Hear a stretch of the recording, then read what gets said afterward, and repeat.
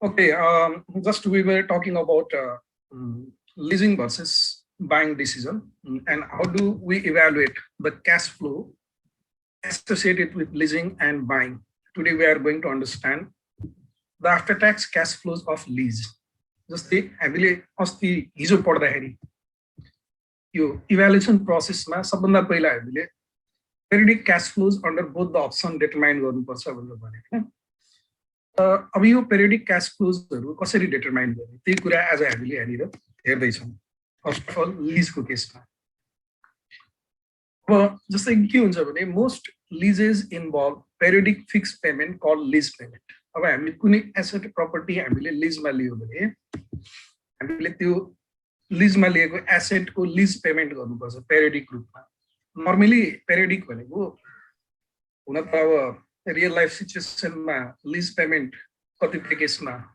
EMI को रूपमा गरिन्छ, इक्वल मन्थली इन्स्टलमेन्टको रूपमा हैन। या अब मन्थली इन्स्टलमेन्टको केस गर्यो भने अलिकति लामो हुन्छ, क्याल्कुलेसन लेन्दी हुन्छ। त्यही भएर हामीले के एजुम गर्छौं भन्दाखेरि न्युमेरिकल प्रब्लममा लीज पेमेन्ट चाहिँ एनुअल पेमेन्ट गरिन्छ भन्ने एजम्पसन हाम्रो हुन्छ हैन। तर त्यो एनुअल पेमेन्ट पनि दुई प्रकारको हुन्छ, एउटा इयर एन्ड पेमेन्ट हुन्छ, अर्को एडभान्स लीज पेमेन्ट हुन्छ। एडभान्स लीज पेमेन्ट भनेको त्यो चाहिँ at the beginning of the year गर्ने सबै लीज पेमेन्टहरु, अनि इयर एन्ड पेमेन्ट भनेको at the end of the year गर्ने प्रत्येक वर्षको एन्डमा। अब यो इयर एन्ड पेमेन्ट र एडभान्स लीज पेमेन्टको केसले खाली फरक पार्ने के हो, क्याश फ्लोको टाइमिङलाई मात्रै फरक पार्ने कुरो बुझ्यो नि। यदि एडभान्स लीज पेमेन्ट भयो भने त्यो लीज पेमेन्ट प्रत्येक वर्षको बिगिनिङमा हुन्छ, अनि इयर एन्ड लीज पेमेन्ट भयो भने त्यो प्रत्येक वर्षको एन्डमा हुन्छ। अनि कस्तो हुन्छ भने sometimes lease payments do not include maintenance payment, maintenance contract हुन्छ यसमा हैन। त्यो मेन्टेनेन्स पेमेन्ट लिज पेमेन्टमा इन्क्लुड हुँदैन कहिलेकाहीँ। त्यो इन्क्लुड नभएको भनेको मतलब के भन्दाखेरि यदि त्यो प्रपर्टी लिजमा लिएको प्रपर्टी यदि मेन्टेनेन्स गर्नु पर्यो भने कहिलेकाहीँ इक्विपमेन्टहरु बिग्रिन्छ नि त, के त्यसको इफिसिएन्सी लो होला, के प्रब्लम आउला, त्यस्तो प्रपर्टीलाई लिजमा लिएको प्रपर्टीलाई मेन्टेनेन्स गर्नु पर्यो भने यदि लिज पेमेन्टमा मेन्टेनेन्स पेमेन्ट इन्क्लुड छैन भनेको मतलब के भन्दाखेरि त्यसलाई हामीले सेपरेटली मेन्टेनेन्स कस्ट चाहिँ पेमेन्ट गर्नुपर्छ भन्ने ठीक छ नि। यसलाई हामीले के भन्छौँ भन्दाखेरि lease payment without maintenance contract हैन। मेन्टेनेन्स कन्ट्र्याक्ट नभएको लिज पेमेन्ट, त्यस्तो लिज पेमेन्टमा त्यस्तो कन्ट्र्याक्टमा हामीले मेन्टेनेन्स कस्ट चाहिँ सेपरेटली पेमेन्ट गर्नुपर्ने हुन्छ।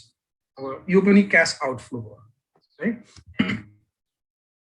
अब these payments are allowed as deduction from the company's taxable income, so there is a tax saving to lessee. Lessee लाई हामीले के हुन्छ भन्दाखेरि अब हामीले जुन वार्षिक रूपमा ट्याक्स पेमेन्ट गर्छौं, ट्याक्स पेमेन्टमा हाम्रो के हुन्छ के रे सरी लिज पेमेन्ट गर्छौं, लिज पेमेन्टमा हाम्रो ट्याक्स सेभिङ हुन्छ। त्यसैगरी यदि हामीले सेपरेटली मेन्टेनेन्स कस्टको पनि पेमेन्ट अलग्गै गर्नु पर्यो कहिलेकाहीँ के हुन्छ भने मेन्टेनेन्स कस्ट दिँदैमा त्यो मेन्टेनेन्स कस्टको पेमेन्ट लेसीले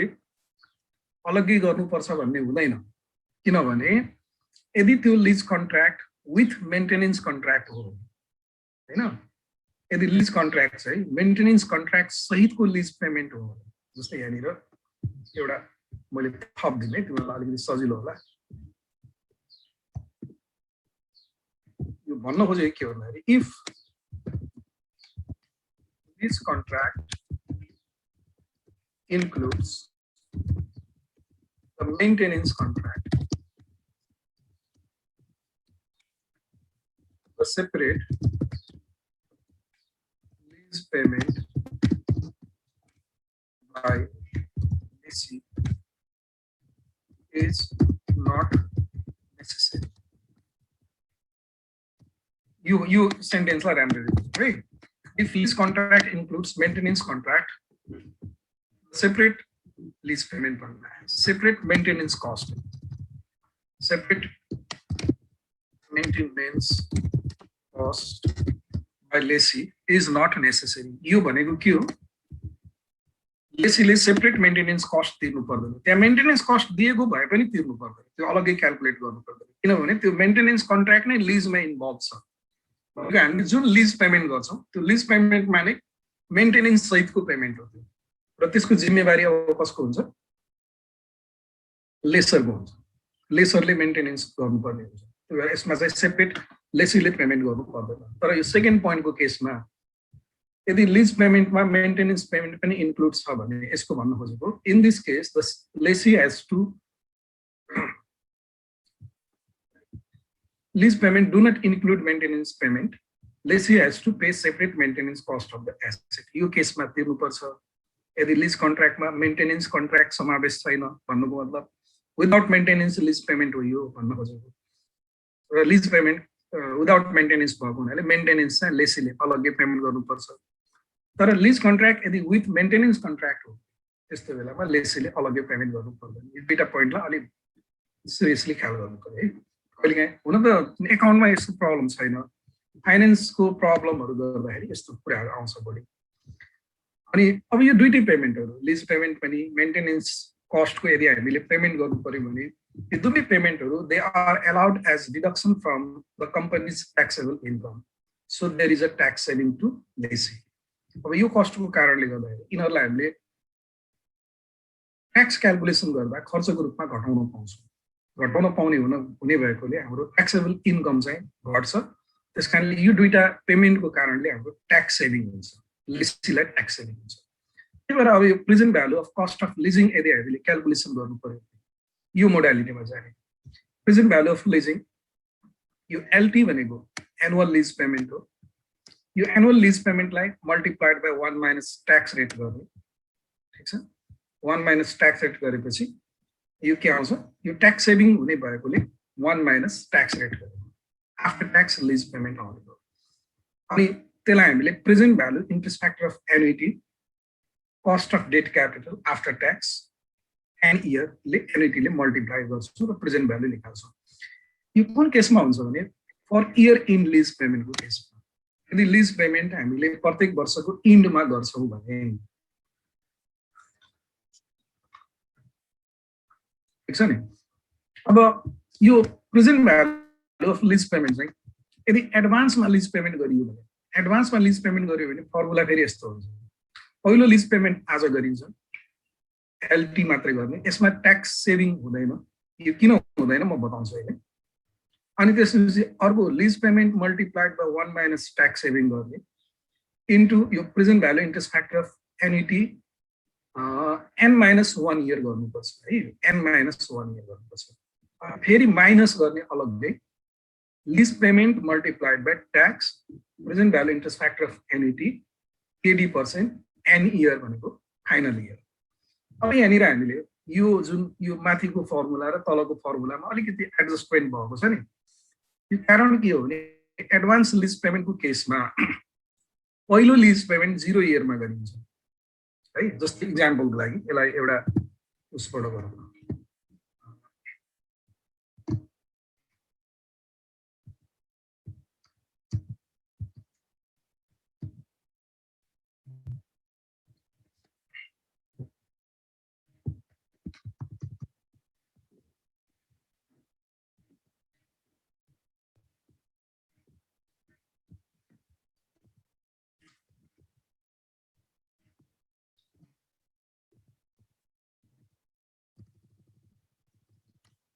जस्तै एडभान्स लिज पेमेन्टको केसमा है एडभान्स लिज पेमेन्टको केसमा मैले एउटा टेबुलर फर्मबाट यसलाई बुझाउने प्रयास गर्छु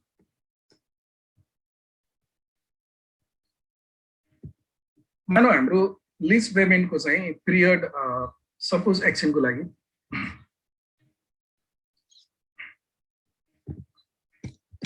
लिज पेमेन्टको पिरियड चाहिँ 0 1 2 3 वर्ष छ हैन 3 वर्ष छ भने यहाँनिर 3 वर्षको लिज पेमेन्टको केसमा यो हाम्रो सपोज एडभान्स लिज पेमेन्टको केस हो लिज पेमेन्ट हामीले गर्दाखेरि एडभान्स लिज पेमेन्ट गर्दाखेरि पहिलो लिज पेमेन्ट हामीले यहाँनिर गर्छौँ सर्टेन रुपिस दोस्रो लिज पेमेन्ट हामीले यहाँनिर गर्छौँ र तेस्रो लिज पेमेन्ट हामीले यहाँनिर गर्छौँ थर्ड इयरमा लिज पेमेन्ट हुँदैन थर्ड इयरको इन्डमा लिज पेमेन्ट हुँदैन किनकि यो एडभान्स लिज पेमेन्टको केस लिज पेमेन्ट के हुन्छ यसमा प्रत्येक वर्षको बिगिनिङमा हुन्छ कुरो बुझ्यो नि त्यही भएर 0 इयरमा लिज पेमेन्ट भनेको मतलब 0 इयर भनेको फर्स्ट इयरको बिगिनिङ भयो अनि 1 इयरमा लिज पेमेन्ट भनेको यो सेकेन्ड इयरको बिगिनिङ भयो अनि थर्ड इयरको लिज पेमेन्ट भनेको थर्ड इयरको सेकेन्ड लिज पेमेन्ट सेकेन्ड इयरको इन्डमा हुन्छ सेकेन्ड इयरको इन्ड भनेको थर्ड इयरको बिगिनिङ भयो यो लिज पेमेन्ट यसरी एडभान्समा हुने हुनाले अब तिम्रो के हुन्छ भन्दाखेरि यहाँनिर जस्तै अब यसको हामीले ट्याक्स सेभिङ क्याल्कुलेसन गर्दा ट्याक्स सेभिङ क्याल्कुलेसन गर्दा ट्याक्स सेभिङ भनेको यो लिज पेमेन्ट आज गरे पनि यसको ट्याक्स सेभिङ यहाँ हुँदैन कि 0 इयरमा यहाँ हुँदैन यसको ट्याक्स सेभिङ कहाँ हुन्छ यसको ट्याक्स सेभिङ यहाँनिर हुन्छ यसको ट्याक्स सेभिङ यहाँनिर हुन्छ अनि यो सेकेन्डको ट्याक्स सेभिङ यहाँनिर हुन्छ अनि यो थर्डको ट्याक्स सेभिङ चाहिँ यहाँनिर हुन्छ थर्ड इयरको इन्डमा अब फर्स्ट ट्याक्स के अरे लिज पेमेन्टको ट्याक्स सेभिङ 1 इयरको इन्डमा हुन्छ सेकेन्ड लिज पेमेन्टको ट्याक्स सेभिङ 2 इयरको इन्डमा हुन्छ थर्ड लिज पेमेन्टको ट्याक्स सेभिङ 3 इयरको इन्डमा हुन्छ र यो सबै लिज पेमेन्टहरू प्रत्येक वर्षको बिगिनिङमा हुन्छ त्यही भएर हाम्रो ट्याक्स सेभिङको पिरियड 1 पिरियड एक्सटेन्सन हुन्छ एक पिरियड चाहिँ के हुन्छ बढ्छ त्यही भएको कारणले यहाँनिर यो फर्मुलामा हेर यो हाम्रो पहिलो लिज पेमेन्टमा ट्याक्स सेभिङ गरेन यसले यो लिज पेमेन्टलाई यसले रिप्रेजेन्ट गर्यो फर्स्ट पार्टले 0 इयरको लिज पेमेन्टले अनि त्यसपछिको प्रत्येक वर्षमा ट्याक्स सेभिङ भयो तर प्रति वर्ष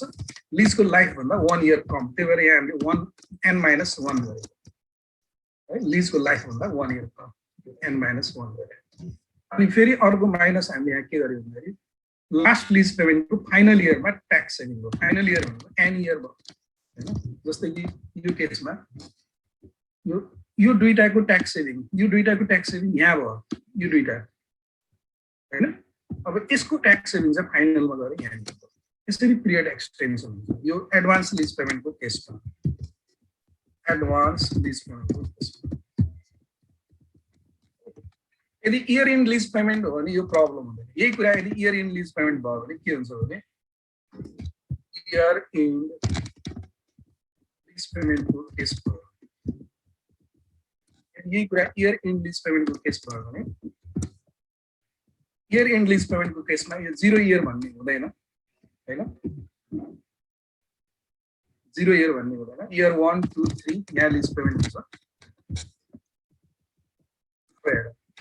यसको लिज पेमेन्ट एक वर्षको इन्डमा भयो यो दुईटा क्याश फ्लोलाई खाली बुझ के यो इयर इन लिज पेमेन्टमा यस्तो हुन्छ एडभान्स लिज पेमेन्टमा यस्तो हुन्छ ट्याक्स सेभिङ चाहिँ 1 इयर ब्याक हुन्छ हैन लिज पेमेन्ट चाहिँ 1 इयर एडभान्स हुन्छ यो कारणले गर्दाखेरि क्याश फ्लोको प्याटर्न यस्तो बन्छ यो एडभान्स लिज पेमेन्टको केसमा है इयर इन लिज पेमेन्टको केसमा के हुन्छ लिज पेमेन्ट पनि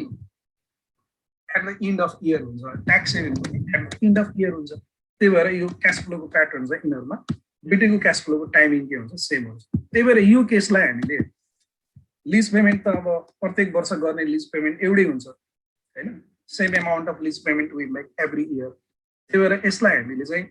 यो 1 2 3 गरेर अलग अलग लेखिरहनु पर्दैन एकैचोटि 1 2 3 इयर भनेर एन्युटी लेख्न सक्छ 1 2 3 इयर यो लेख्ने अनि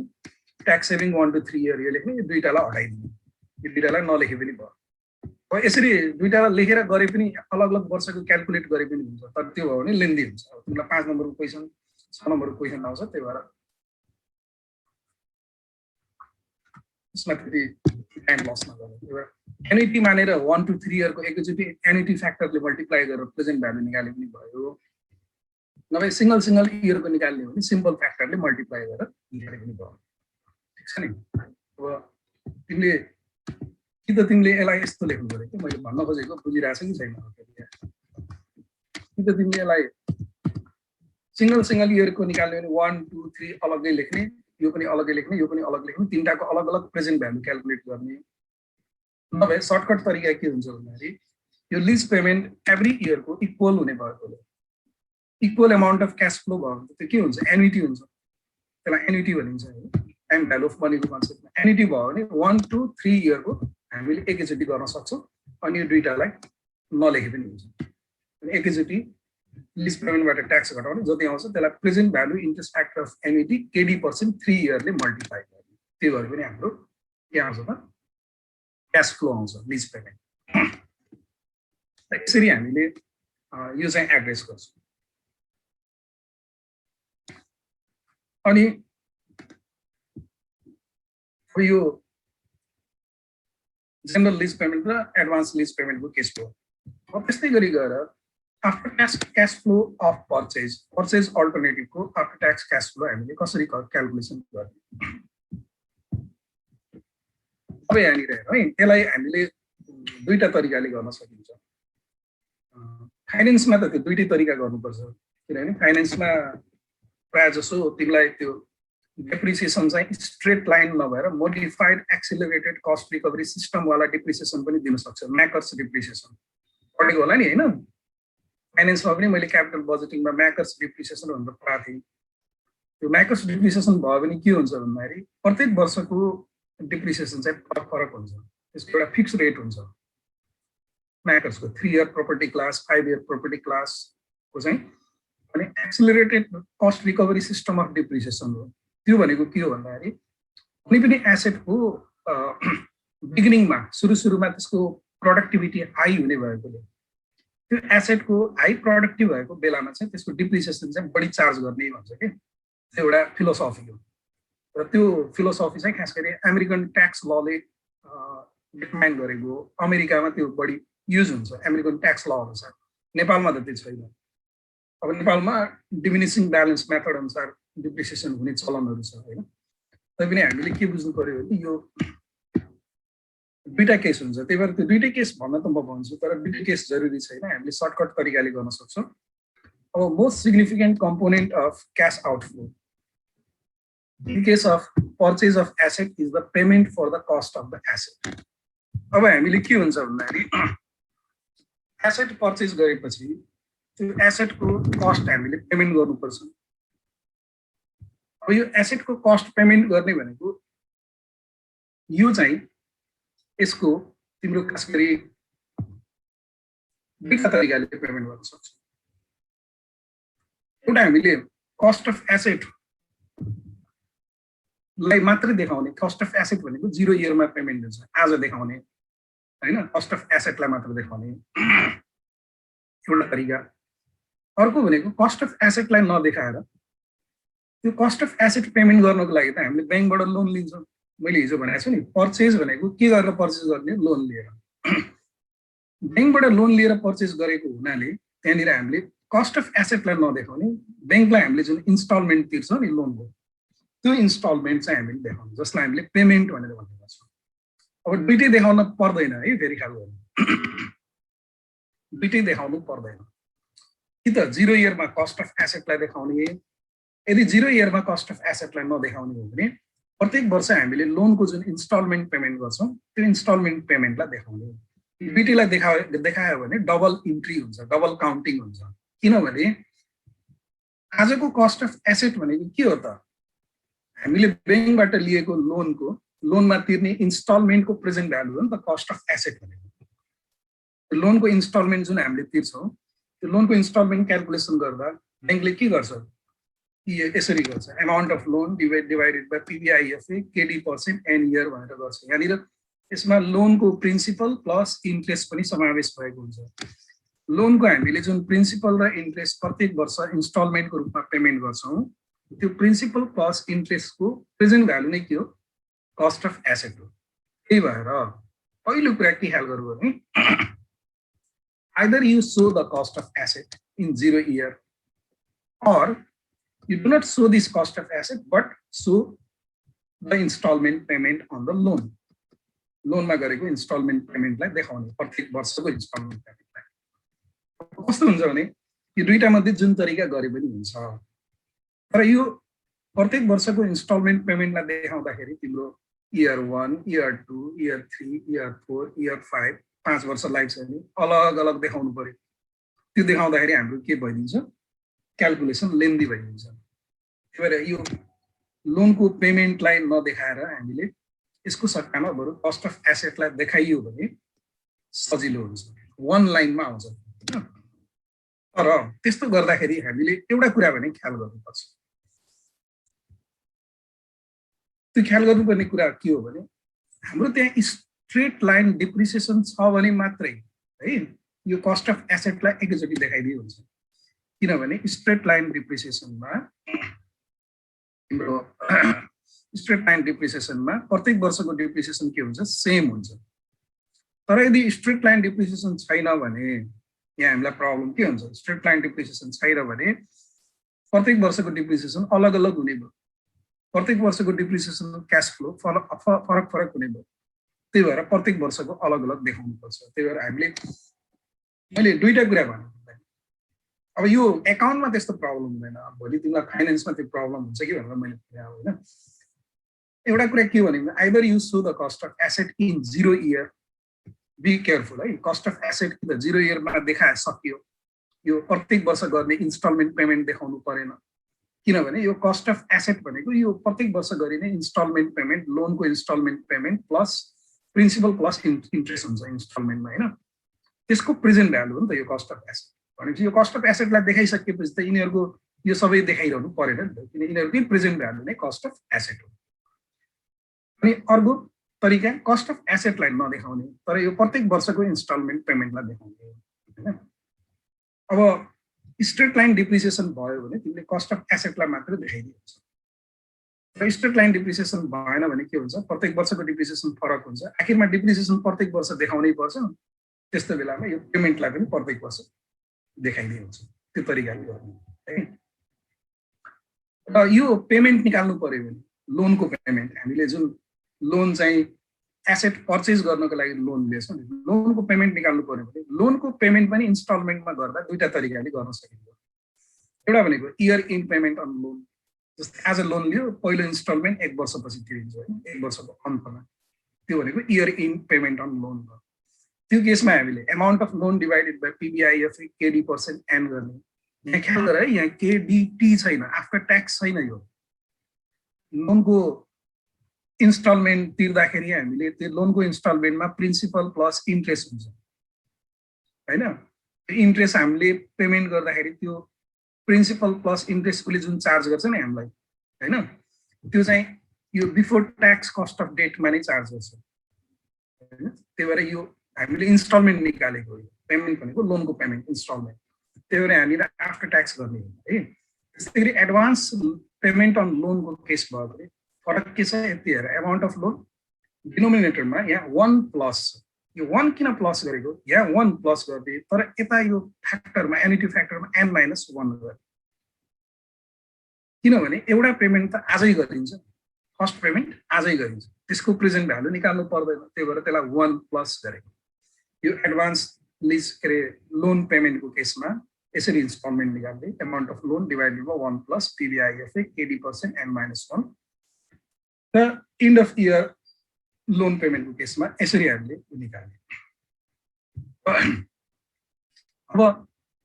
मोस्ट सिग्निफिकेन्ट क्यास आउटफ्लो चाहिँ कस्ट अफ एसेट हो। If the company uses its own fund the total cost is assumed to be paid at the time 0। हामीले कुनै एसेट किन्यौँ भने त्यो एसेटको पर्चेस प्राइस आजै तिर्छौँ होइन। त्यही भएर यो कस्ट अफ एसेट भनेको 0 इयरको क्यास फ्लो होइन। However, if the company, यही कुरालाई मैले अहिले भनेको कुरालाई, however, if the company obtains a loan to finance the purchase, अब यो एसेट किन्नको लागि हामीले यदि लोन लियौँ भने, एसेट किन्नको लागि लोन लियौँ भने कस्ट अफ एसेट आज तिर्दैनौँ, त्यसको सट्टामा के तिर्छौँ, the loan repayment and associated tax will on interest sell appear in all the periods of the lease analysis भनेको यदि हामीले लोन लिएर कस्ट अफ एसेट चाहिँ फाइनेन्सिङ गरेको छौँ भने कस्ट अफ एसेट आज तिर्दैनौँ, त्यसको सट्टामा हामीले प्रत्येक वर्ष के गर्छौँ, लिएको लोनको इन्स्टलमेन्ट तिर्छौँ, त्यो इन्स्टलमेन्टमा प्रिन्सिपल प्लस इन्ट्रेस्ट हुन्छ होइन, त्यो प्रत्येक वर्ष पेमेन्ट गर्छौँ। भनेपछि कस्ट अफ एसेटलाई देखाइएन भने प्रत्येक वर्ष गरेको लोनको पेमेन्टलाई देखाउने। We consider the loan as the amortize loan है। अब यो लोनलाई हामीले एमोटाइज लोनको रूपमा लिन्छौँ। एमोटाइज लोन भनेको जुन लोनलाई इन्स्टलमेन्टमा तिरिन्छ होइन, इक्वल एनुअल इन्स्टलमेन्टमा रिपेमेन्ट गर्ने लोनलाई amortized term loan भनिन्छ, which is repaid in periodic installment over the period। अब यो लोन पेमेन्टलाई हामीले यसरी क्याल्कुलेट गर्छौँ भन्दै भने यदि भइसकेपछि फेरि अरू क्यास फ्लो पनि हुन्छ। अब यो पर्चेससित एसोसिएटेड अरू क्यास फ्लो हुन्छ। जस्तै कि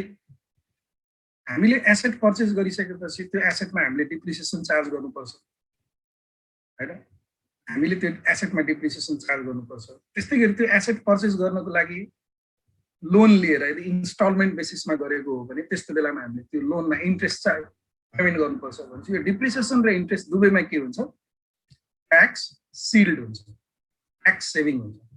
डिप्रिसिएसन र इन्ट्रेस्टको ट्याक्स सेभिङलाई हामीले यहाँ देखाउँछौँ। अर्को क्यास फ्लो ट्याक्स सेभिङ भनेको तिम्रो आउट इनफ्लो भयो है। अब यता यहाँनिर अलिकति केयरफुल हुनुपर्छ। अब तिमीले फेरि यहाँनिर धेरै कुराहरू सम्झिनु पर्ने छ क्या, यो बुझ्नु पर्ने छ। जस्तै कि तिमीले 0 इयरमा कस्ट अफ एसेटलाई देखायौ भने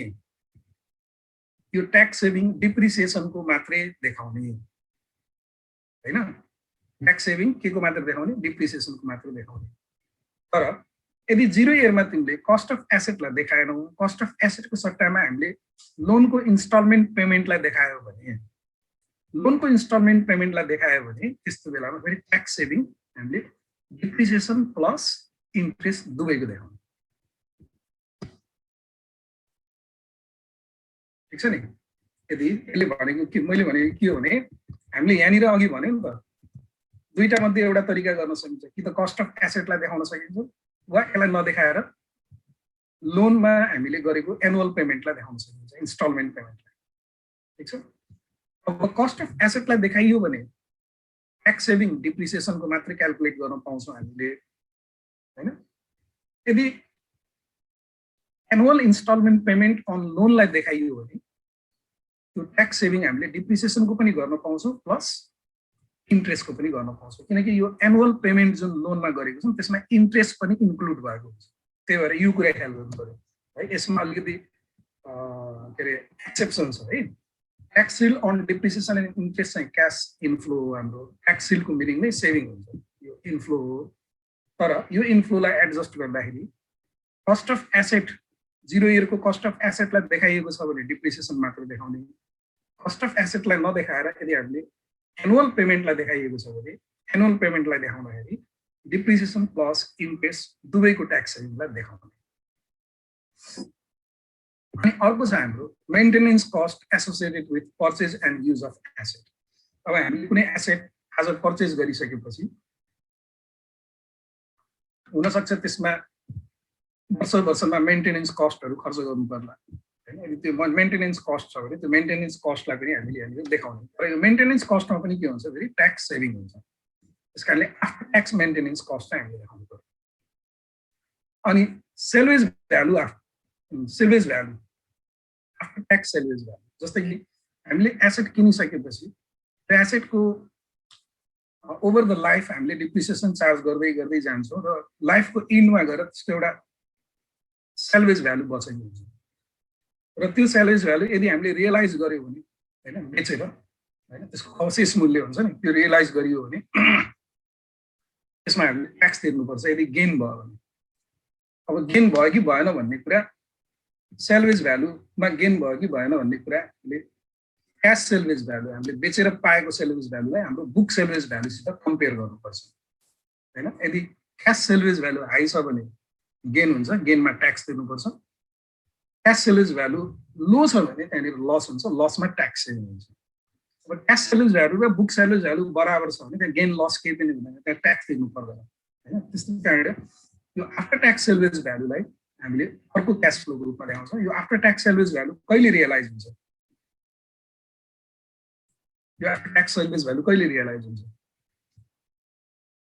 at the end of the life of asset हैन। एसेटको लाइफको इन्डमा रियलाइज हुन्छ। अब यहाँ मेन के ख्याल गर्नुपर्ने, यसको टाइमिङलाई ख्याल गर्नुपर्छ कि क्यास फ्लो। जस्तै कि मैले एउटा सिम्पल टु भन्नु टाइमिङ देखाउनको लागि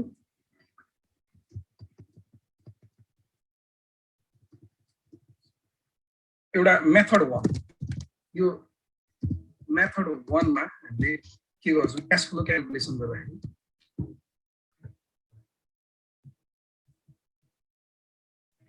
यसलाई कपी गरौँ।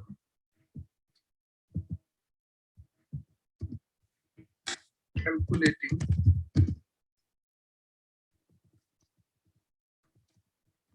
calculating after tax cash flow associated with buying alternatives त हामीले after tax cash flow calculation गर्ने यो तरिका एउटा तरिका के हो भने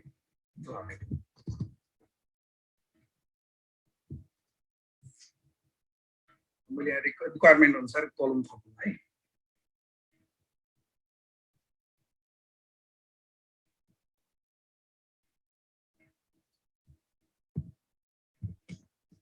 जस्तै एउटा तरिका के हो भने जस्तै मानव एक्सनको लागि सपोज फर एक्जाम्पल कुनै एउटा एसेटको लाइफ चाहिँ सपोज 5 वर्ष छ हैन एउटा तरिका के सर्टकट तरिका 1 to 5 इयर र यो 5 इयर मैले यसरी गर्छु है त एउटा तरिका के हो भन्दाखेरि तिम्रो कस्ट अफ एसेटलाई यदि देखाइयो है कस्ट अफ एसेटलाई देखाइयो भने यो कस्ट अफ एसेट चाहिँ तिम्रो 0 इयरमा देखाउनु पर्छ यहाँ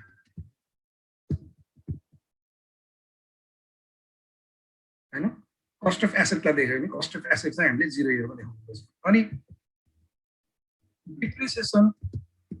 ट्याक्स सेभिङ यो देखायो भने डिप्रिसिएसनको ट्याक्स सेभिङलाई हामीले डिप्रिसिएसन प्रत्येक वर्ष काट्छौँ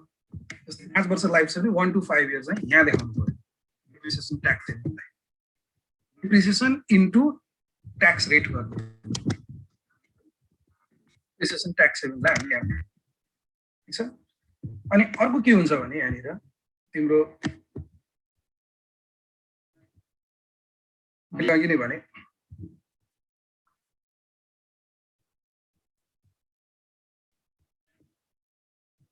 अर्को यहाँनिर हाम्रो के हुन्छ भन्दाखेरि कहिलेकाहीँ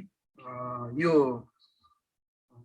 के अरे डेभलपमेन्टल प्रोजेक्टहरूमा लगानी गर्दाखेरि गभर्मेन्टले यो इन्भेस्टमेन्ट ट्याक्स क्रेडिट दिन्छ के लगानी बापतको कर छुट दिन्छ त्यो इन्भेस्टमेन्ट ट्याक्स क्रेडिट दिएको छ भने त्यसलाई यहाँ देखाउनु पर्यो 0 इयरमा देखाउनु पर्यो किनकि त्यो इन्भेस्टमेन्ट ट्याक्स क्रेडिट लगानी बापतको कर छुट आजै भएको त यो इन्भेस्टमेन्ट ट्याक्स क्रेडिटलाई यहाँ देखाए पनि भयो अलग्गै एउटा कोलममा नभए यसलाई यो कस्ट अफ एसेटमा इन्भेस्टमेन्ट ट्याक्स क्रेडिटलाई घटाएर देखाए पनि भयो नभए तिमीले यसलाई यस्तो गरे पनि हुन्छ यसलाई सर्टकटमा यहाँ अलग्गै देखाउनु भन्दा हैन यहाँ अलग्गै देखाउनु भन्दा यो cost of asset minus ITC गरेर यहाँ देखाए पनि भयो इन्भेस्टमेन्ट ट्याक्स क्रेडिट गरेर यहाँ देखाए पनि भयो पुरो बुझ्यो नि यो 0 इयरको क्याश फ्लो दुईटै 0 इयरमा भएको हुनाले एउटै कलममा देखाएको अनि अर्को हाम्रो के हुन्छ मेन्टेनेन्स कस्ट हुन्छ अब after tax maintenance cost tax maintenance कस्टलाई प्रत्येक वर्षको मेन्टेनेन्स कस्ट तिर्नुपर्छ त्यसलाई हामीले यहाँनिर देखाउने एभ्री इयर है अनि अर्को के हुन्छ फाइनल भनेको हाम्रो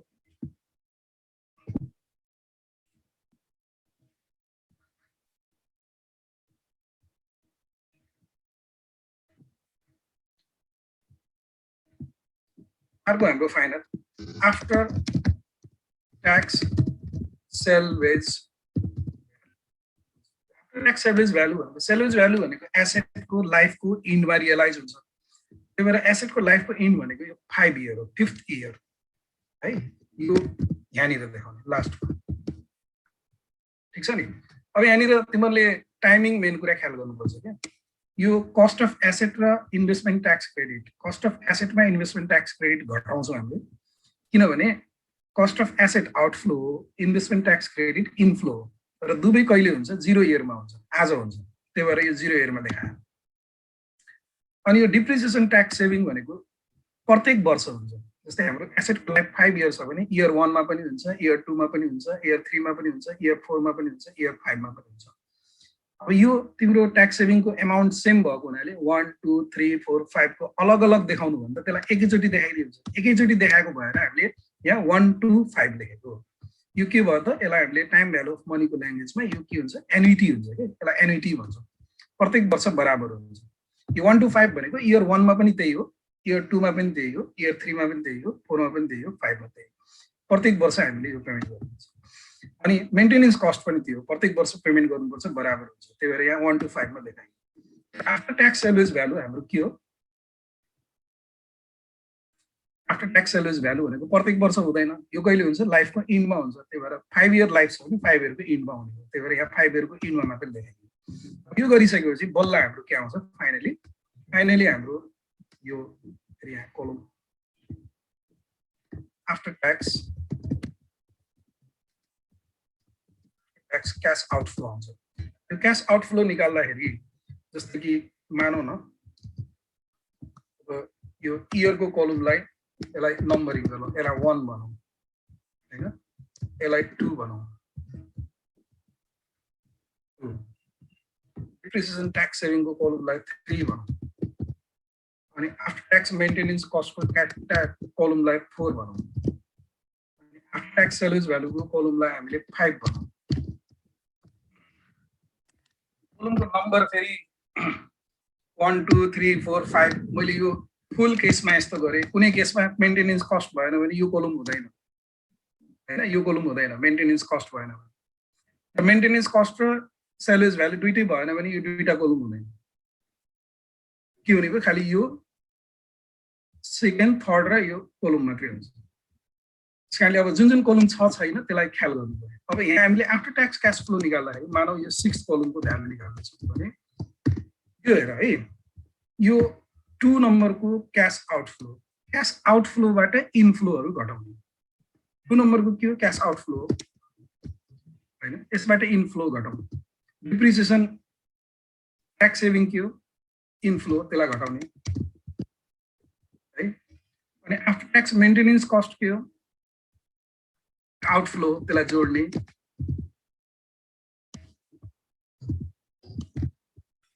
अनि आफ्टर ट्याक्स सेलेज भ्यालु के हो, इनफ्लो, त्यसलाई घटाउने। यसरी हामीले क्याल्कुलेसन के गरे, यो 4 यो 5 नम्बरिङ गर्नु पर्यो। 4 5 यो के गरेको भन्दाखेरि हामीले आउटफ्लोलाई जोडेको इनफ्लोलाई घटाएको गरेपछि यो आफ्टर ट्याक्स क्याश सेलेज आउँछ, सरी क्याश फ्लो आउँछ आफ्टर ट्याक्स। अनि यसैलाई हामीले के गर्ने, प्रेजेन्ट भ्यालुमा कन्भर्ट गर्ने। यो एउटा तरिका भयो। अब अर्को तरिका के हुन्छ भन्दाखेरि मेथड 2,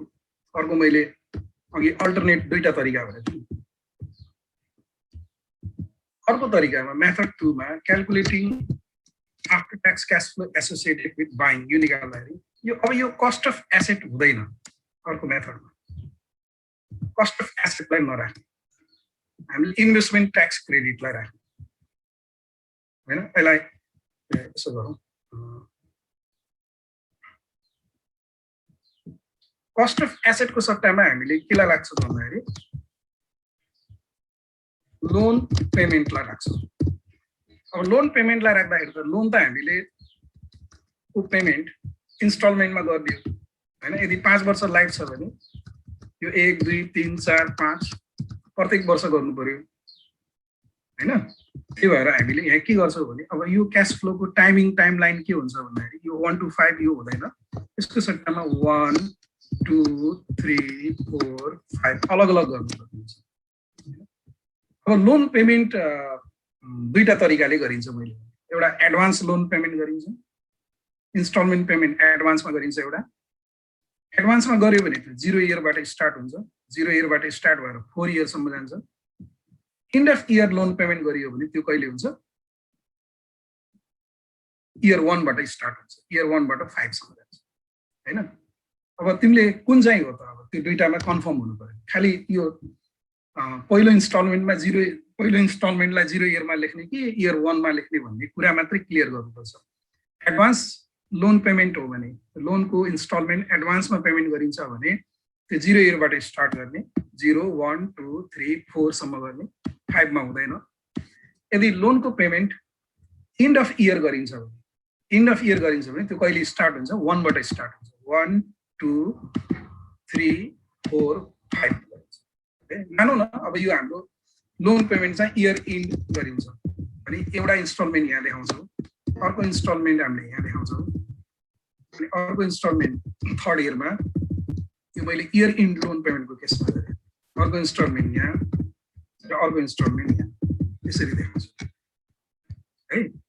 यो इयर एन्ड लोन पेमेन्ट भयो, लोनको पेमेन्ट यो हो। अनि अब लोनको पेमेन्ट हुने बित्तिकै यहाँनिर के हुन्छ डिप्रिसिएसन ट्याक्स सेभिङ मात्रै हुँदैन प्लस यहाँनिर इन्ट्रेस्ट पनि हुन्छ depreciation plus interest tax saving हुन्छ यो दुईटाको है अघिको फरक हेरौँ यहाँ कस्ट अफ एसेट राख्दाखेरि डिप्रिसिएसनको ट्याक्स सेभिङ मात्रै राखियो अब लोनको पेमेन्ट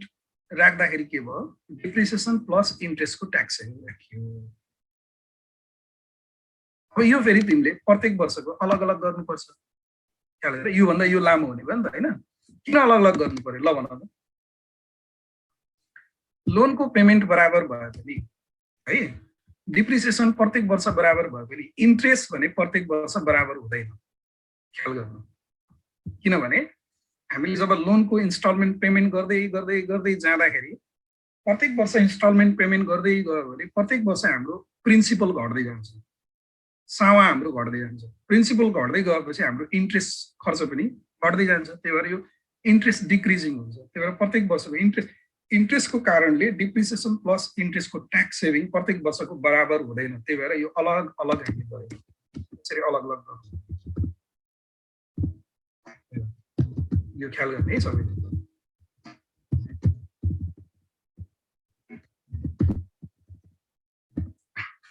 अब यो अलग अलग गर्नु परेपछि अब आफ्टर ट्याक्स मेन्टेनेन्स कस्टलाई पनि हामीले के गर्नु पर्यो अलग अलग गर्नु पर्यो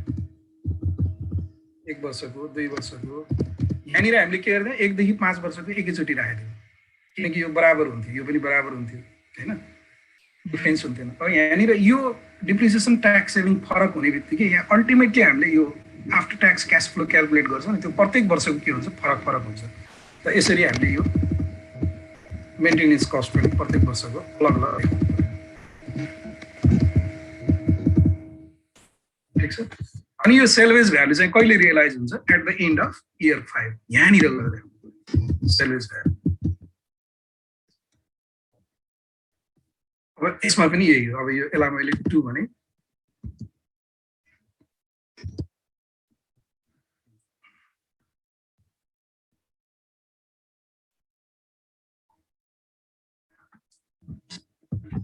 अब तिमीले यहाँनिर एउटा कुरा छुटेछ हैन माथिको टेबल भन्दा एउटा भेरिएबल छुटेछ ल भन त के छुटेछ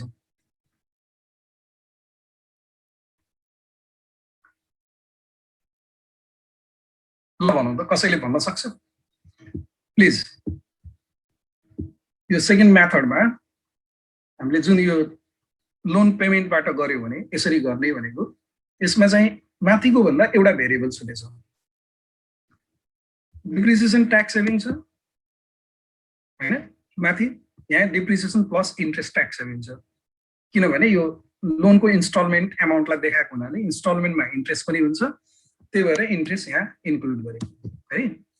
आफ्टर ट्याक्स मेन्टेनेन्स कस्ट यहाँ छ यहाँ 1 देखि 5 वर्षको एन्युइटीको रूपमा देखायो यहाँनिर अलग अलग देखाइयो अलग अलग किन देखाइयो भन्दाखेरि यो डिप्रिसिएसन प्लस इन्ट्रेस्टको ट्याक्स सेभिङको एमाउन्ट चाहिँ अलग अलग हुने भयो है यो पनि छ आफ्टर ट्याक्स सेल्वेज भ्यालु यहाँ पनि छ 5 इयरको एन्डमा यहाँ देखाउँछौँ यसमा पनि 5 इयरको एन्डमा देखाउँछौँ किनकि त्यो प्रोजेक्टको लाइफको एन्डमा रियलाइज हुन्छ अनि कस्ट अफ एसेटको सट्टामा हामीले के देखायौँ लोनको इन्स्टलमेन्ट पेमेन्टलाई देखायौँ एउटा के छुटेको छ इन्भेस्टमेन्ट ट्याक्स क्रेडिट छुटेको छ मैले भने अब यो इन्भेस्टमेन्ट ट्याक्स क्रेडिटलाई कहाँ एडजस्ट गर्ने यस्तो टेक्निकहरू जान्नुपर्छ कि ट्याक्टिक्सहरू अलिकति त्यो भयो भने सजिलो हुन्छ इन्भेस्टमेन्ट ट्याक्स क्रेडिटलाई तिमीले अलग्गै एउटा कलम बनाएर इन्भेस्टमेन्ट ट्याक्स क्रेडिट भनेर 0 इयरमा देखाए पनि भयो तर त्यसरी कलम बनाउँदा लामो किन कलम बनाउने भने अब त्यसलाई तिमीले कहाँ एडजस्ट गर्न सक्छौ भने यो इन्भेस्टमेन्ट ट्याक्स क्रेडिट भनेको 0 इयरको क्याश इन्फ्लो हो अब यिनीहरू मध्ये क्याश इन्फ्लो कुन हो यो हो नि हैन हो यहाँनिर इन्भेस्टमेन्ट ट्याक्स क्रेडिटलाई यहाँनिर देखाइदिएको छ यो चाहिँ तिम्रो ब्र्याकेट भनेको यो इन्भेस्टमेन्ट ट्याक्स क्रेडिट यहाँ देखाइदिन्छ यो चाहिँ इन्भेस्टमेन्ट ट्याक्स क्रेडिट हो ब्ल्याक कलरले लेखेको अरु के हो अरु चाहिँ depreciation plus interest tax saving किनकि यिनीहरू पनि सेभिङ हो आउट इन्फ्लो हो इन्भेस्टमेन्ट ट्याक्स क्रेडिट पनि सेभिङ हो इन्फ्लो हो त्यही भएर हामीले एउटै कलममा देखाउनुपर्छ अब यो भयो भने तिम्रो अब after tax cash outflow calculation गर्दाखेरि आउटफ्लोबाट इन्फ्लो घटाउने लोन पेमेन्ट भनेको आउटफ्लो, यो 2 राख्यो। अब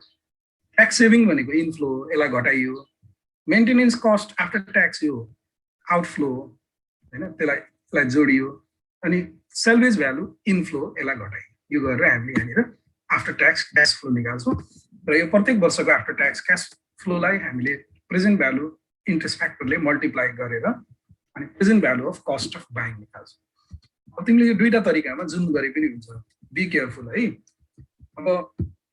यदि यो डिप्रिसिएसनको मेथड है, यो डिप्रिसिएसनको मेथड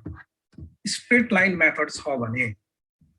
स्ट्रेट लाइन मेथड छ भने यो एकाउन्टमा त स्ट्रेट लाइन नै हुन्छ, स्ट्रेट लाइन बाहेक अरू दिँदैन। फाइनेन्समा भने स्ट्रेट लाइन बाहेक अरू मेथड पनि हुन सक्छ। यो डिप्रिसिएसनको मेथड स्ट्रेट लाइन छ भने तिमीले यो मेथड 1 को तरिकाले गर्ने। मेथड 1 को तरिकाले गर्यो भने के हुन्छ, सर्टकट हुन्छ है। अब हामीले यही कुरालाई एउटा सिम्पल इक्जाम्पलको रूपमा हेरौँ है। एउटा question solve गरिहालौँ।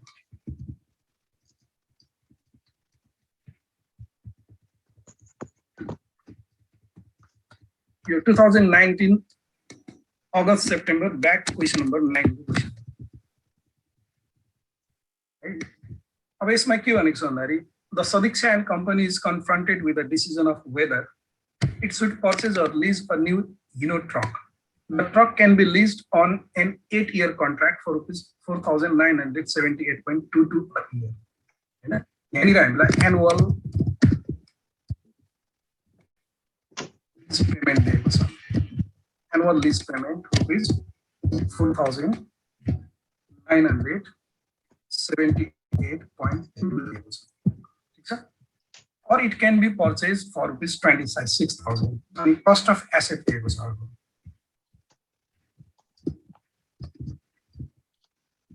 Cost of asset.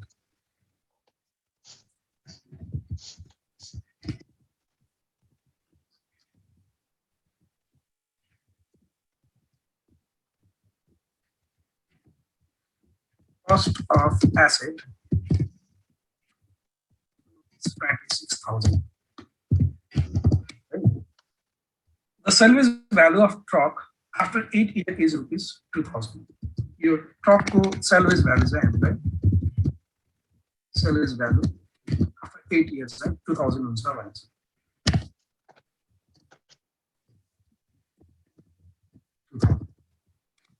The company uses straight line depreciation. अनि यो एउटा सजिलो क्वेसन दिएछ, 2 + 1 3 नम्बरको क्वेसन दिएछ। त्यही भएर यो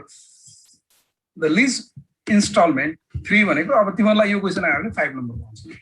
lease instalment can be paid at the beginning of the year. अब यसले हामीलाई के भन्दियो भने लिजको जुन इन्स्टलमेन्ट छ नि, त्यो लिजको instalment at the beginning of the year payment गर्ने है। The discount rate applied is after tax cost of debt. The company can borrow at 10%। तिमीहरूको ओल्ड इज गोल्डमा यो बोरोको रेट चाहिँ छ है, गल्ती छ, त्यहाँ 15% दिएछ, यो 10% हो। 10% as a 40% marginal tax rate and 12% cost of capital. अब यहाँनिर हेर, हिजो मैले भनेको यहाँनिर कस्ट अफ क्यापिटल पनि दियो अनि बोरिङको रेट पनि दियो, बोरिङको रेट पनि दियो। अब डिस्काउन्ट रेटको रूपमा हामीले केलाई युज गर्ने, कस्ट अफ क्यापिटललाई युज गर्ने होइन। यदि बोरिङको रेट दिएको छ भने हामीले के निकाल्नुपर्छ, after tax cost of debt निकाल्नुपर्छ, ADT after tax cost of. After tax cost of debt भनेको before tax cost of debt 10% अनि 1 माइनस ट्याक्स रेट भनेको 40%, यो कति हो 6% हो। अब हामीले यहाँनिर डिस्काउन्ट फ्याक्टरको रूपमा यो बोरिङको रेटलाई युज गर्ने, आफ्टर ट्याक्स कस्ट अफ डेटलाई डिस्काउन्ट फ्याक्टरको रूपमा युज गर्ने हैन। अब analyse lease versus purchase decision. अब यहाँनिर लिज भर्सेस पर्चेज डिसिजन हामीले गर्नुपर्नेछ। पहिला हामीले क्याल्कुलेट गरौँ present value of cost of leasing. लिजिङको कस्टको प्रेजेन्ट भ्यालु निकाल्छौँ फर्स्ट है। Present value of cost of लिजिङ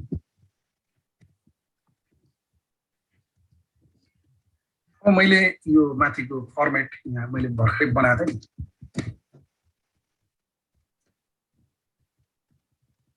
advance lease पेमेन्टको यो फर्मेटलाई कपी गरिन्छ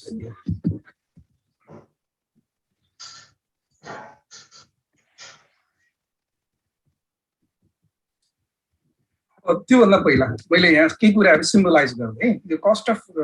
एनुअल लिज पेमेन्टलाई हामीले एलई भनेर डिनोट गरौँ है सर्टकटमा त्यहाँ टेबलमा लेख्न सजिलो हुन्छ LT lease payment cost of एसेटलाई हामीले I0 भनेर डिनोट गरौँ investment at the time of 0 भनेको है सेल्वेज भ्यालु हामीले salvage value at the end of year T भनेर डिनोट गरौँ इयर एन भनौँ टी होइन एन इयर लाइफ होइन सेल्वेज भ्यालु यसरी डिनोट गर्यो भने हामीलाई चाहिँ सजिलो हुन्छ अब यहाँनिर हेर्नु है सबैले यो क्वेसनमा चाहिँ मैले हेर्नु हाम्रो एसेटको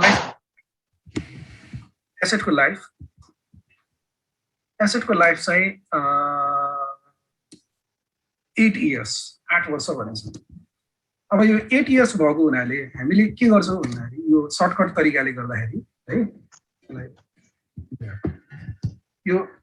एडभान्स लिज पेमेन्ट हो नि केस के हो एडभान्स लिज पेमेन्ट हो lease instalment can be paid at the beginning of the year भनेको यो लिज पेमेन्ट एडभान्स हो एडभान्सको केस भएको हुनाले अब हेर पहिलो लिज पेमेन्ट चाहिँ तिम्रो कहाँ हुन्छ यहाँ हुन्छ 4,978.22 0 इयरमा हुने भयो पहिलो लिज पेमेन्ट है यसलाई हामीले एलटी भनेर भनौँ पहिलो लिज पेमेन्ट यो कलम नम्बर 2 पहिलो लिज पेमेन्ट पहिलो लिज पेमेन्ट यहाँ हुन्छ 8 वर्ष लाइफ हो अनि बाँकी 7 वटा लिज पेमेन्ट 1 to 7 इयर हुन्छ 1 to 7 इयर रुपिस 4,978.22 अनि त्यसपछि अब यसमा हामीले ट्याक्स सेभिङ घटाउँछौँ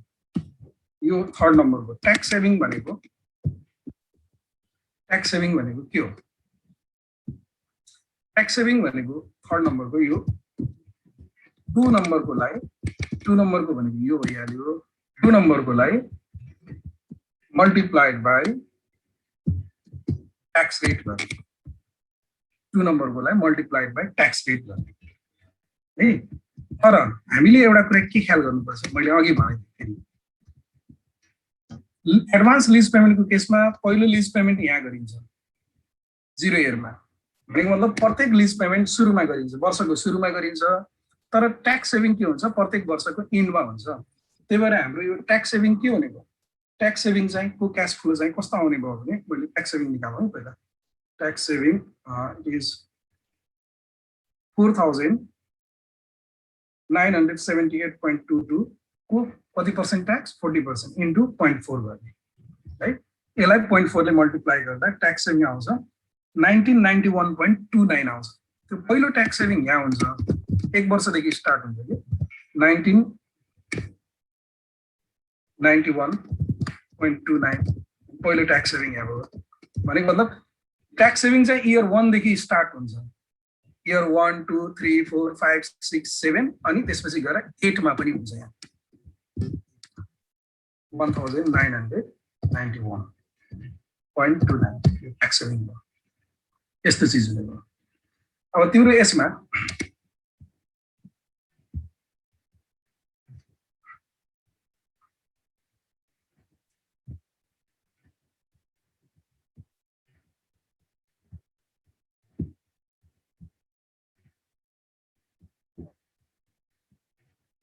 अब यसमा हेरौँ है अब यसमा हामीले के गर्छौँ त अब आफ्टर ट्याक्स यसमा अरू कुनै छैन लिजमा चाहिँ लिज पेमेन्ट अनि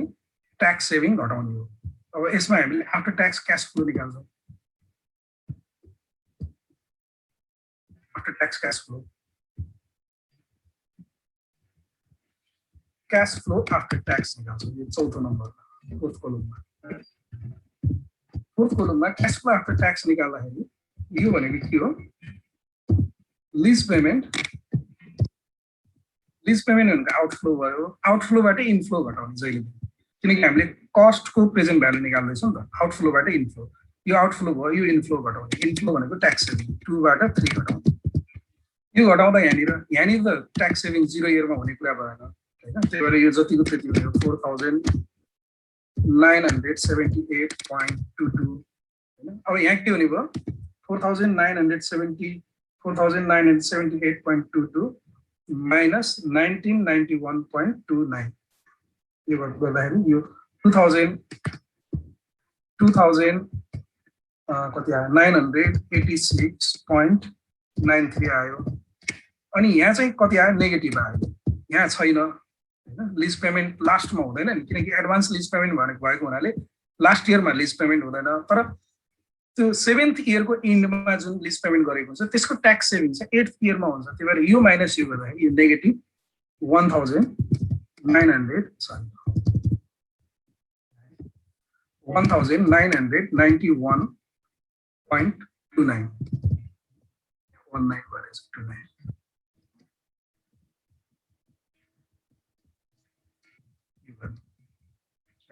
अब यसलाई हामीले के गर्छौँ त, यसलाई हामीले प्रेजेन्ट भ्यालु इन्ट्रेस्ट फ्याक्टरले मल्टिप्लाई गर्छौँ, यसलाई हामीले प्रेजेन्ट भ्यालु इन्ट्रेस्ट फ्याक्टरले मल्टिप्लाई गर्ने। अब एक कलममा प्रेजेन्ट भ्यालु इन्ट्रेस्ट फ्याक्टर अर्थात् यसलाई हामीले फ्याक्टर मात्र लेख्नु हुन्छ, factor at the rate of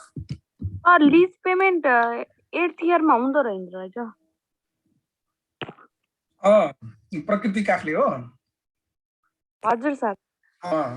तिमी ढिलो आयो क्या, यो एडभान्स लिज पेमेन्ट हो नि त। एडभान्स लिज पेमेन्ट भनेको हुनाले पहिलो लिज पेमेन्ट आजै हुन्छ क्या, पहिलो लिज पेमेन्ट आजै भएको हुनाले 8th इयरको लिज पेमेन्ट कहिले भयो 8th इयरको बिगिनिङमा भयो। 8th इयरको बिगिनिङ भनेको के हो 7th इयरको इन्ड हो। Okay sir. हैन त 8 वटा लिज पेमेन्ट हुनु पर्यो, टोटल 8 वटा लिज पेमेन्ट हुँदाखेरि एउटा लिज पेमेन्ट 0 इयरमा भयो आज इयर 1 को बिगिनिङमा, आज 0 इयर भन्नु र इयर 1 को बिगिनिङ भन्नु एउटै हो। Factor at the rate of, अब हामीले कति पर्सेन्ट गर्नु 6%, यहाँनिर केयरफुल हुनुपर्छ। अब तिमीले यहाँनिर फ्याक्टर लेख्दाखेरि जहिले पनि यो टाइमलाई हेर्ने है, यो 0 इयरको फ्याक्टर जहिले पनि 1 हुन्छ, ठिक छ, 0 इयरको फ्याक्टर 1 भयो। अनि यो भनेको के हो 1 to 7 इयर भनेको, यो 1 वर्षदेखि 7 वर्षसम्मको भनेपछि के लेख्नु पर्यो यसमा एन्युटी फ्याक्टर लेख्नु पर्यो। अब एन्युटी फ्याक्टरको टेबल हेरौँ त, 1 to 7 इयरको एन्युटी फ्याक्टरको टेबल कति आउँछ, यो मैले क्याल्कुलेटरमा सल्भ गर्दा यो आउँछ तिम्रो यति आउँछ जस्तो छ, 5 point यति आउँछ, 5 point टेबल हेरे हुन्छ 5.5823, यो 1 to 7 इयरको एन्युटी फ्याक्टर हेरेको। अनि यहाँ तल फेरि यो थर्डमा 8 भनेको छ, 8 भनेको सिंगल इयर भयो क्या, 1 to 7 भनेको मल्टिपल इयर भयो। मल्टिपल इयर हामीले के को केसमा युज गर्छौँ एन्युटी को केसमा, त्यही भएर एन्युटी भयो। किनकि यो जुन 4978 भनेको इयर 1 को मात्रै होइन नि, यो इयर 1 को पनि हो, 2 को पनि हो, 3 को पनि हो, 4 को पनि हो, 5 को पनि हो, 6 को पनि हो र 7 को पनि हो। त्यही भएर 1 to 7 को एकैचोटि फ्याक्टर लिएको। अब यहाँ 8 को लिँदाखेरि 8 मा यो सिंगल इयर मात्रै छ। अब 8 इयरको पिभिआइएफ हेर्ने, 8 इयरको पिभिआइएफ हेरौँ त कति आउँछ 0.674 आउँछ। अब यो भइसकेपछि अब फाइनली हामीले के गर्ने त, फाइनली 6th कलममा फाइनली हामीले यहाँ के निकाल्ने भन्दाखेरि प्रेजेन्ट भ्यालु निकाल्ने। प्रेजेन्ट भ्यालु भनेको CF80 मल्टिप्लाइड बाई फ्याक्टर गर्ने, यो भनेको चाहिँ present value equal to 4 into 5। अब यसको प्रेजेन्ट भ्यालु रुपिस 4978.22 नै भयो 0 इयरको। यो कति भयो, यो चाहिँ 2986.93 into 5.5823, यो 16,673.94 हुने भयो। अनि यो फाइनल कति हुने भयो 1991.29 into 0.6274 यो चाहिँ 1249 अब यो नेगेटिभ भएको हुनाले 1249 ब्र्याकेटमा लेख्नु कता गयो 1249.34 अब यो माथिको दुईटा जोडेर यो घटाइदियो यो सल्भ गर्दाखेरि कति आउँछ 4978.22 प्लस 16673.94 अनि माइनस 1249.34 यो गर्दाखेरि तिम्रो यहाँ आउँछ रुपिस 20,402.82 आउँछ यसैलाई हामीले के भन्छ भन्दाखेरि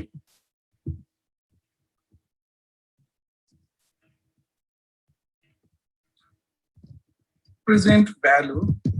of cost of leasing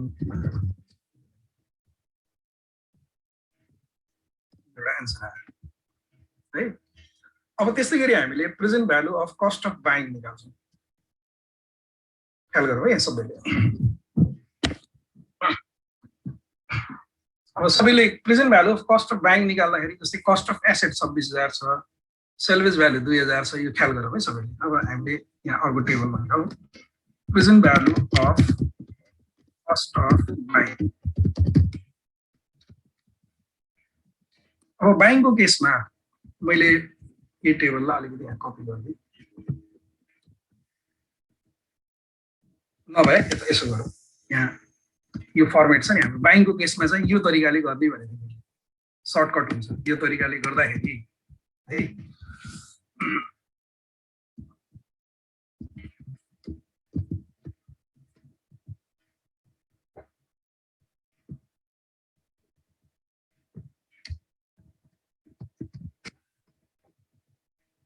ल अब यो तरिकाले गर्दा पहिला यहाँ इन्भेस्टमेन्ट ट्याक्स क्रेडिट छैन हामीले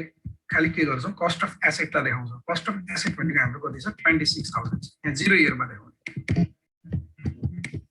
हैन अब यसमा यो मेन्टेनेन्स कस्ट पनि छैन यो मेन्टेनेन्स कस्टकोलाई पनि हटाइदिउँ है डिलिट गरिदिनुलाई ठाउँ थोरै भए पुग्छ यस्तो भयो भने अब कस्ट अफ एसेट पछि हाम्रो यसलाई अलि सानो भयो डिप्रिसिएसन ट्याक्स सेभिङ देखाउनु पर्छ अब हामीले यहाँनिर एनुअल डिप्रिसिएसन क्याल्कुलेसन गर्ने एनुअल डिप्रिसिएसन भनेको के हो भन्दाखेरि यहाँनिर cost of asset minus book salvage value हैन डिवाइडेड बाई लाइफ गर्छ नि यो फर्मुला कस्ट अफ एसेट चाहिँ कस्ट अफ एसेट 26,000 छ अनि बुक सेल्वेज भ्यालु 2,000 छ माइनस 2,000 अनि लाइफ चाहिँ 8 इयर्स छ यो गर्दा तिम्रो डिप्रिसिएसन चाहिँ 3,000 आउँछ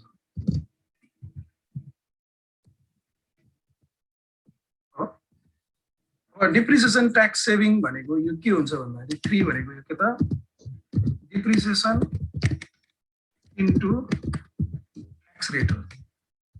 डिप्रिसिएसन इन्टु ट्याक्स रेट ठीक छ नि अब यो डिप्रिसिएसन इन्टु ट्याक्स रेट गरेर हामीले ट्याक्स सेभिङ निकाल्छौँ ट्याक्स सेभिङ कहिले हुन्छ यसमा चाहिँ हाम्रो केस के हो 1 to 8 इयर हैन 8 वर्ष लाग्यो यो पर्दैन है ट्याक्स सेभिङ भनेको 1 to 8 इयर हुन्छ 1 to 8 इयर हुने भएकोले 3,000 इन्टु यो ट्याक्स रेट 40% छ 3,000 इन्टु त्यो गर्दाखेरि 1,200 आएको 3,000 इन्टु 0.4 ट्याक्स रेटले मल्टिप्लाई गरेको अनि तिम्रो आफ्टर ट्याक्स सेल्वेज भ्यालु कति आफ्टर ट्याक्स सेल्वेज भ्यालु कहिले रियलाइज हुन्छ यो 8 इयरमा रियलाइज हुन्छ 8 इयरमा आफ्टर ट्याक्स सेल्वेज भ्यालु भनेर यहाँनिर 2,000 यहाँ देखाउनु अब तिमीले यहाँ बुझ्नुपर्ने के छ भन्दाखेरि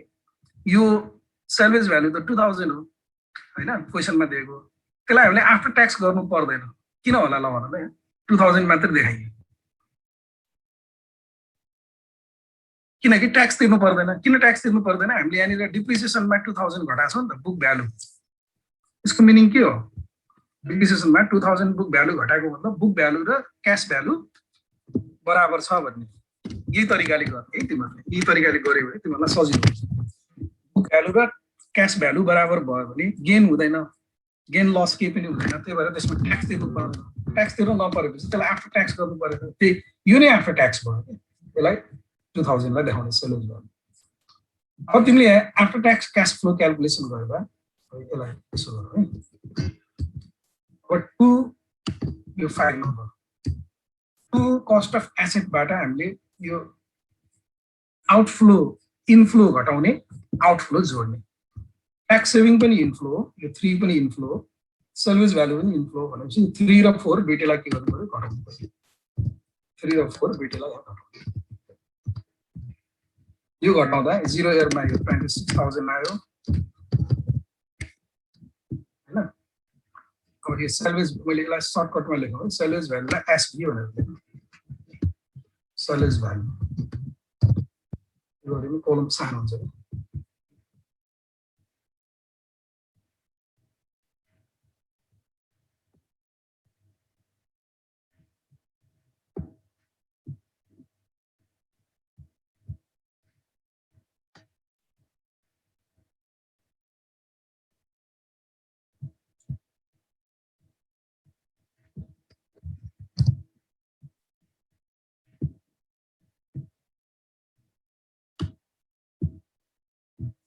अब सर्भिस भ्यालु 2000 अब यसमा आफ्टर ट्याक्स क्याश फ्लो निकाल्नु ल 26000 अब 2 मा पनि छैन हैन र यसमा पनि छैन नभएकोमा ड्यास गर्नु है ड्यास ड्यास ड्यास ड्यास अब 2 - 3 - 4 गर्दाखेरि यो के हुने भयो 2 - 3 - 4 गर्दाखेरि यो -1200 हुने भयो अनि यो -2000 हुने भयो यहाँ नभएको हुनाले यो माइनस यो गर्दाखेरि माइनस हुन्छ यो आफ्टर ट्याक्स क्याश फ्लो गर्नु अब तिमीले यहाँनिर फेरि फ्याक्टरले मल्टिप्लाई गर्ने यसलाई इन्सर्ट कलम टु द राइट अब 6 उसमा sorry, 1 2 3 4 5 or 6 factor at the rate of 6%. 0 year go 1 हुन्छ 1 to 8 year यो गर्नु पर्यो 1 to 8 year go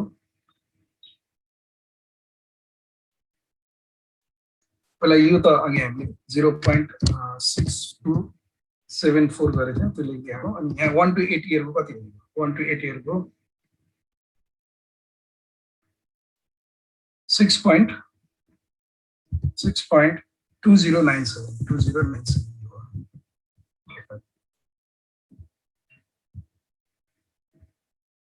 अब क्याल्कुलेसन हाम्रो के हुन्छ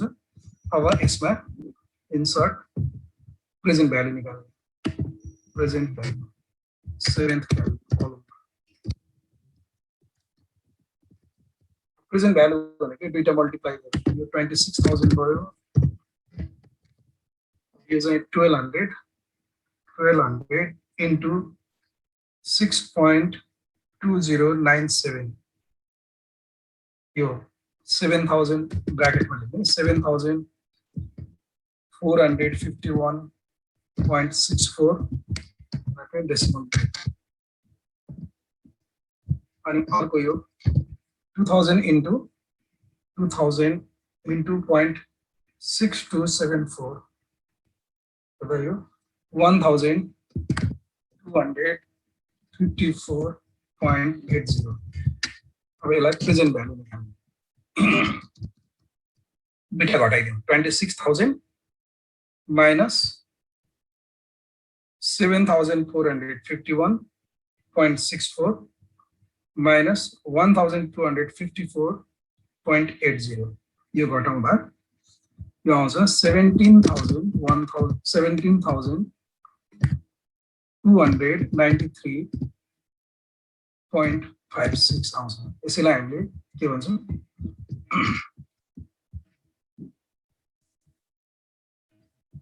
present value of cost of buying। अब यहाँ कम्पेयर गर्नु present value of cost of buying 17,000 छ 17,000 something अनि माथि क्याल्कुलेसन गरेको हामीले present value of cost of leasing 20,400 छ भने कुन कम छ त डिसिजन हाम्रो के हुने भयो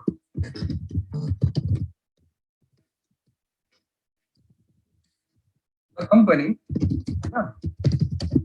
should buy the asset buying को cost कम आयो नि should buy the asset instead of taking on lease मा लिनु भन्दा buy गर्न राम्रो छ because present value of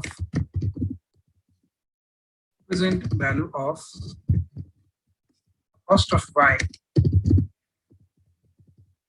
is lower than the present value of the cost of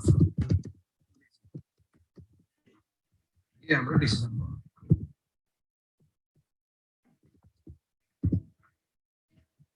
अब यत्रो क्वेसन आयो भने 5 नम्बरको आउँछ त्यही भएर टाइमिङ ख्याल गर्नु पर्यो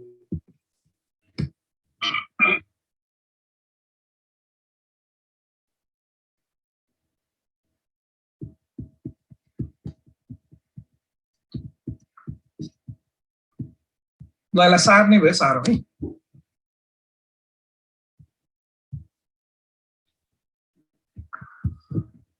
तिमीहरूको धेरैको विकेट त ढलिसकेर रहेछ कति त आउट भइसकेछन् सर हजुरले पढाउँदै लेखिसकेका थियौँ ए लेखिसकेको छ ल ठिक छ यो प्र्याक्टिस गर एक्जाममा 3-4 वटा क्वेसनहरु छ अनि अघि मलाई ड्रपर कन्टिन्युको कुन सालको भनेको रे त्यो अर्को क्लासमा गरौँला कति सालको कुले हो त्यो मैले हैन कसले भन्दै थियो 2062 क्वेशन नम्बर 2 अनि 2061 आई क्वेशन नम्बर 2 को सर क्वेशन नम्बर 4 र 5 को मैले गरेको हो कि होइन भन्ने हेर्नुपर्छ एकचोटि है तिमीलाई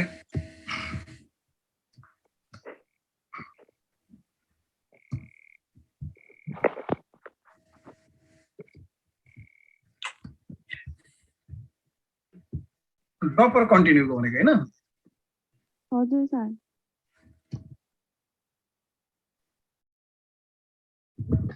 क्वेसनको स्ट्याटस हेरौँ है त मैले यो गरे कि गरेन भन्ने गरेको भए यही सल्युसन छ है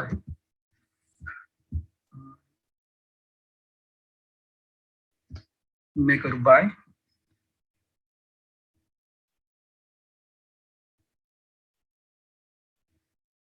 ड्रपर कन्टिन्यू कति रे 2062 क्वेशन नम्बर 2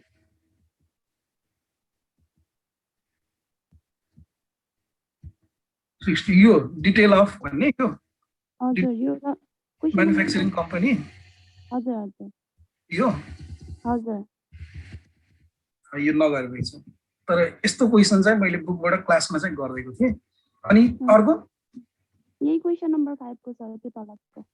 2061 आई यही हो हजुर नेपाल म्यानुफ्याक्चरिङ हजुर यो गरेको छैन तर मैले तिमीहरूलाई हिन्ट दिएको थिएँ यो त्यसको सायद त्यहाँ तिमीहरूको एन्सर गल्ती छ कि प्रफिट रिड्युस बाइ 5000 हुनुपर्छ डिप्रिसिएसन कति बुझेन कि सर त्यही भएर डिप्रिसिएसन हो हजुर ठिक छ अब यो क्वेसन चाहिँ तिमीलाई आज कति भयो 8:50 भयो नेक्स्ट सेसनमा गर्ने त ढिलो भयो ल नेक्स्ट सेसनमा म गर्दिन्छु है त नेक्स्ट सेसनमा लिजिङ प्लस यो ल आजलाई यति गरौँ सर थ्यांक यू वेलकम